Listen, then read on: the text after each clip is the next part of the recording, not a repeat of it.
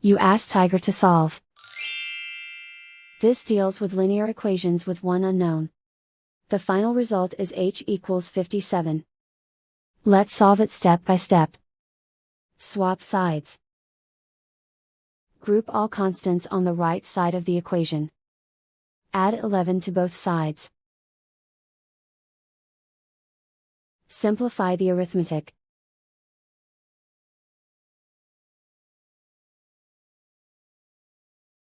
Isolate the h.